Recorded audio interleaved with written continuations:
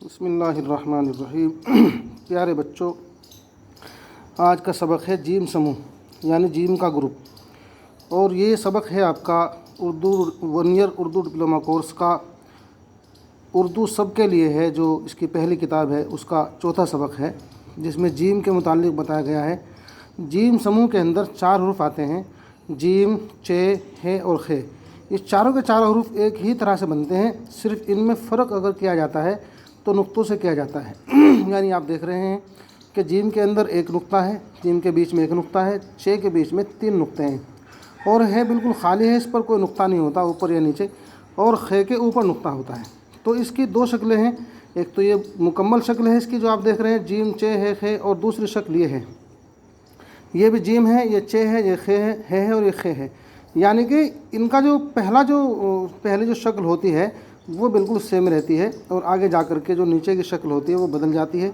दूसरे हरूफ में मिलाने के लिए इसको सिर्फ आधा ही लिखा जाता है। इसको हम छोटी शक्ल या लघु शक्ल बोलते हैं, जीम, चे, है, खे की।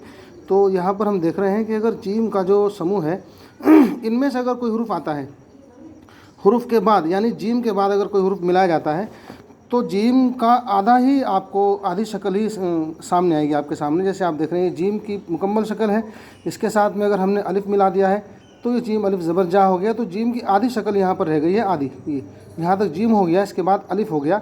तो अगर अलिफ इसके बाद आ रहा है तो जीम आधी शक्ल में अपनी लिखा जाएगा। लेकिन अगर यहाँ पर आप देख रहे हैं, ये भी जीम अलिफ ज़बर जा, जीम अलिफ ज़बर जा, जीम अलिफ ज़बर जा, जीम अलिफ ज़बर जा, ये चे आ गया, ये भी चे आ गया, ये खे आ गया। यानी कि तमाम के तमाम जितने भी हरूफ हैं उन सब के साथ में जब हम इसको मिला रहे हैं तो इसकी आधी शक्ल ही हमारे सामने आती है। लेकिन अगर जीम को बिल्कुल आखिर में कहीं लाया जाएगा तो वो अपनी पूरी शक्ल में होगा। जैसे आप यहाँ देख रहे हैं, जार्ज बीच में रह आ गया, जार्ज तो बिल्कुल जो आखिरी जो शक्ल है इसकी, आखिर में अगर आ रहा है जीम तो अपनी मुकम्मल पूरी शक्ल में जो उसकी शक्ल है, असल शक्ल जो है वो असल शक्ल में आपके सामने आएगा।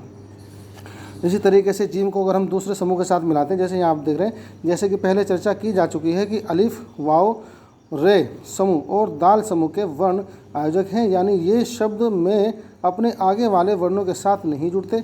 उदाहरण के लिए इस बात पर ध्यान दीजिए कि वाव जीम समूह के वर्णों के साथ किस तरह जुड़ते हैं। यानी कि दाल, रा और वाव, अगर आप इनको किसी हरूफ से पहले लिखेंगे तो ये उस हरूफ के साथ कभी भी नहीं जुड़ेंगे, और अगर इनको किसी हरूफ के बाद लिखेंगे तो ये उन हरूफों के साथ जुड़ सकते हैं। यहाँ पर हमने जीम के साथ वाव को मिला दिया तो जीम अपनी आधी शक्ल में है और वाव अपनी पूरी शक्ल में है। यहाँ पर देखिए आप, ये अड़े है, अलग है बिल्कुल। ये चे के साथ वाव को मिला दिया, ये चे के साथ वाव को मिला दिया, ये चे के साथ वाव को मिला दिया। तो यहाँ पर आप देख रहे हैं कि यहाँ वाव मिलाए हैं, यहाँ अड़े जो है बीच में अलग है, यहाँ रे बीच में अलग है, यहाँ अड़े अलग है, यहाँ रे अलग है। तो इसी तरीके से अगर इनको यानी कि हम किसी भी वाव को, रा को या अड़े को अगर हम किसी हरूफ से पहले मिलाते हैं, इसको अगर हम जीम से पहले मिलाते हैं तो इनकी शक्ल अपनी मुकम्मल शक्ल होती। जीम ये मिलकर के नहीं बल्कि फिर पूरी अपनी शक्ल में ही लिखे जाते हैं। अब चूँकि ये जीम के साथ में बाद में मिलाए गए हैं तो इनकी शक्ल जीम की यहाँ पर बदल गई है, और जीम वाव ज़बर जो, जीम वाव पेश जो, ये बन गया है। यहाँ देखिएगा आप, ये रा के साथ वाव मिला दी, तो रा चूँकि पहले है, वाव बाद में है, तो रा की भी अपनी शक्ल है, वाव की भी अपनी शक्ल है। ये इस तरह के हैं। अगर पहले इनसे, अगर यहाँ आप देखिए दाल के साथ वाव है तो दाल की भी अपनी शक्ल सही है, वाव की भी अपनी शक्ल ठीक है। यहाँ देखिए रा के साथ रुख, रा की अपनी शक्ल ठीक है। यहाँ देखिए रिवाज, रा की भी शक्ल ठीक है, वाव की भी ठीक है और जीम की भी ठीक है। यानी कि पूरे हरूफ ये मिल करके पढ़े जा रहे हैं। यानी कि दाल, वाव और रे, अगर ये 3 हरूफ होते हैं तो ये अगर किसी हरूफ से पहले आते हैं तो इनकी अपनी शक्ल रहेगी जो कि तू, और अगर किसी हरूफ के बाद आते हैं तो इनकी शक्ल फिर बदल जाती है। वाव की शक्ल कभी नहीं बदलती, रा की, दाल की, अड़े की शक्ल बदल जाती है। यहाँ आप दाल देखिए, दाल समूह में यहाँ पर ला रहे हैं आप, ये देखिए, ये दाल का पहला स्वरूप है, ये दूसरा है, ये तीसरा है। यानी कि यहाँ पर ये आपको रा दिख रही है, लेकिन यहाँ पर ये रा नहीं है बल्कि ये यहाँ पर दाल ही है। और इसका स्वरूप कैसे दिखाया जाएगा, देखिए यहाँ पर इसको हा के साथ मिलाया है तो हा के साथ मिल करके रा की तरह बन गया, हद हो गया। खुदा, खा के साथ मिला गया है तो रा की तरह लिखा जाएगा, खुदा हो गया। और जीम के साथ मिला गया है तो भी रा की तरह लिखा जाएगा। यानी ये दाल जो है, ये दाल, इस दाल को अगर आप देख रहे हैं और ये किसी दूसरे हरूफ के साथ मिलता है, यानी कि जीम के, चे के, हे के, खे के साथ अगर मिलता है तो इसकी शक्ल रा के जैसी हो जाती है और ये दाल ही पढ़ा जाता है। अब आप रा देख लीजिए, रा की शक्ल भी अपनी जो दूसरी जो शक्ल है रा की वही शक्ल रहती है, लेकिन वो अपने हरूफ के साथ मिल करके मिला जाता है। यहाँ देखिए रा है, यहाँ देखिए ऐसे होकर के हुआ, ऐसे होकर के हुआ, यानी कि हल्का सा इसको हल्की सी शक्ल इसकी बदलती है, बिल्कुल ऐसे नहीं रहता है। तो आप यहाँ देखिए जा जीम के साथ अड़े मिलाया गया, खा के साथ रे मिलाया गया, चे के साथ रे मिलाया गया, खे के साथ रे मिलाया गया, यानी कि थोड़ी थोड़ी शक्ल रे की, अड़े की और जे की भी बदल जाती है। तो यहाँ पर हमने देखा है कि जीम और जीम का जो समूह है, जीम, चे, हे, खे, इनके साथ में अगर हम रा, दाल, अड़े, जाल और इनको मिलाते हैं तो अगर ये हरूफ से पहले आते हैं तो इनकी शक्ल नहीं बदलती, हरूफ के बाद आते हैं तो इनकी शक्ल बदल जाती है। इसी तरीके से आप देखें यहाँ पर इस बात पर ध्यान दें कि जीम समूह के वर्ण अपने समूह के अन्य वर्णों के साथ किस तरह जुड़ते हैं।